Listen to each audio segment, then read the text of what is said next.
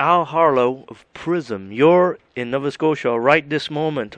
How is it feeling to be back here? Well, it's great to be back on the East Coast. It's been a while since we played out this way, and we couldn't have picked a better time. The sun is shining in Sydney, Nova Scotia, and we're having a good show tonight, an outdoor concert with Doug and the Slugs. So we're old friends backstage, and good to see all our friends out front in the audience too. Now, Al, for the temperatures this summer, you figure it's a little bit too hot for outdoor festivals. How's the equipment staying intact these days? You know? Not bad. I don't mind it hot. Yeah, guitars actually stay in tune when it's hot, but not when it's cold. So it's never too warm for me, man. I sweat like crazy up there anyway. It doesn't matter. But let me tell you, today I was in Halifax, and let me tell you, 30 degrees Celsius is quite warm, and you guys are probably having some heat. Yeah, I take it back. Maybe that's getting up there a bit. Yeah, you're right. Yeah, that's kind of hot, So you guys are staying healthy with music and keep on playing, and that's good to see. Well, thank you. Yeah, man, we can't stop. I mean, I just feel like a little kid, I sort of feel like we're still, making our first album. It keeps you jumping fresh. Now, you guys have a good-looking site too, Prism.ca. That's been going on for a little while now. Well, actually, that's a brand new, as of this weekend, we've just changed the entire site. It's completely new, and so now we want to add some more stuff to it and have visitors come over and have a look. So, yeah, it stayed the same for a few years, but we're kind of celebrating our brand new Prism website now. It's prism.ca. It's a good-looking site, and you guys doing good work. For let's say for filming and stuff, do you guys record your concert at all? For future. We do some of them, yeah. And then sometimes there'll be a TV station there who'll do it for us. So right now we haven't brought any crews out with us, but with the new site and some of the recording that we have been doing and plan to be doing, we want to put some new DVD packages together. So, yeah, that's coming up in the near future. Another thing, too, you guys are playing Newfoundland. That's in, 2 days from now? Or tomorrow, I think. Tomorrow, yeah, yes. Lewisport. Yeah, big festival going on there, yeah. And then you guys are keep on going throughout Canada? Yeah, we're going all the way across. A couple of Saskatchewan days, Ontario in a couple of days, and yeah, all the way heading west now. So, Al, how many gigs you guys play in a year usually nowadays? I haven't been counting, but yeah, I think it averages 50 maybe, something like that. That's a good fair number. Yeah. We try to get that. That's a nice average. I mean, we used to do 250, but and I would do that again. But that just seems to be where we're at now. Still keep in touch with Jim Vallance? Yes. Jim and I make sure that we have lunch together, once every couple of months. But he just moved away from Vancouver to Ontario, so I might be seeing him next week. And like that, you guys are still looking into songs and stuff? Well, we talk about it, yeah. I know that he and Brian Adams, I think, are writing a couple of new ones, he said. Maybe I shouldn't say that on the air, but then we're going to put that partnership back together again. But Jim wrote a lot of Prism songs. He wrote a song on our brand new album, too, and he also wrote the first stuff we ever did. He wrote Spaceship Superstar and a few songs like that, and our new album's called Big Black Sky, and he wrote a song for that, too. So, the partnership is still there. And also he was a founding member, wasn't it? He was. He actually played drums live in the band and in the studio on the first album, and did, I think, the first tour with the band as well. And he's a great songwriter in Canadian history.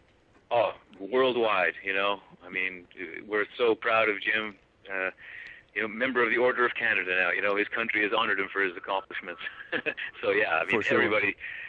Everybody's written with it. He writes for Aerosmith and everybody. That's true. You guys have a big catalog of music. Where do you go in to dig into? Like, let's say you're going to play a festival tomorrow or tonight. Do you change the festival songs a little bit? Do you dig into the catalog? We do, yes. Yeah, and, we find that with Prism, I mean, over the course of whatever it was, 8 or 10 albums, and that, we cycle through some songs stay there always. I mean, we'll always play Armageddon and Flying and Night to Remember, and there's a few songs that'll always be there, Spaceship Superstar. But then we kind of cycle through some of the ones too, some of the ones that were released as singles or some of the album cuts. I think tonight we're playing Don't Let Him Know and Virginia and a few of those. When we can tell the real diehard fans are in the first few rows. Yes. And then the ones further out, when we go into all the catalog of songs, we can see people way out of the back grab each other and sort of point and say, I didn't know that was those guys. I know that song from the radio. Yeah. Now you guys are mostly a radio band in that sense, because the hits are quite huge. Did you Well, it was like it was that era too, when radio was king, right? Yeah. And and at that time, of course, the idea was, you had to play that game. You had to get hit singles on the radio. When did you realize in your life that these are big radio tunes, and you'll be playing these the rest of your life? Yeah, I don't know that we were looking that far ahead, but that's a reality, isn't it? I mean, we sort of consider that what songs are sort of the big ones, the important ones, the ones that we know are going to be the singles, and we sort of recognize them. I think we do recognize them at the time. We go, well, that's the obvious single that we should focus on. You know what I mean? I think that kind of presents itself. And you guys are going to be playing throughout this summer, for the rest of the summer, basically. And any dates in the United States? We're looking at doing another tour. I don't know if we'll get to it this year or early next year. But, yeah, our agent is lining up some U.S. dates, and I just have to wait and see where they fit on the calendar. Are you already working on a new album also, or is this too early? Yeah, well, we're still playing with the Big Black Sky album. That's still the current album, and tonight we're going to do the title song, Big Black Sky, and maybe one or two others off the record. But yes, we've already started recording more fresh songs. We've got actually three, already done. And there was a record company in California called Cleopatra, and they asked us to re-record one of our songs called Don't Let Him Know, which was a hit everywhere around the world. I think Canada didn't do all that well, but it was a hit everywhere else. So we got a brand new version of that. We'll probably put that on the next album too. Why do you think that, Canada sometimes doesn't recognize those hits, but everyone else does? Well, your guess is as good as mine. I mean, for example, Flying was did very, very well in the States and on, the Billboard charts, which as it was then known. And, Canada, maybe not so much, but in every other respect, for example, Take Me Away was the sort of sister single. It was a single that came out near the same time. And that went, I guess, top 10 or top 12 all across Canada instantly.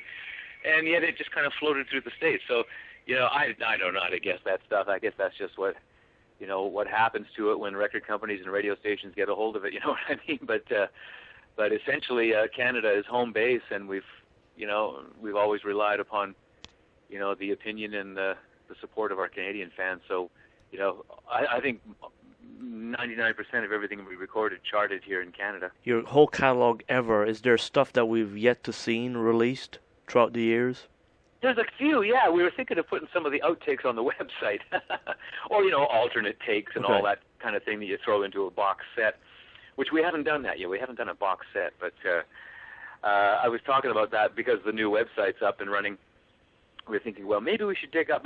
There was an alternative take to Armageddon, a different arrangement, and we were thinking, well, maybe we can toss that on there for people who want to dig into it and have a look. So that's what we're working on now. But yes, there definitely are a few, and some of them were released in Europe. They weren't released over here, stuff like that.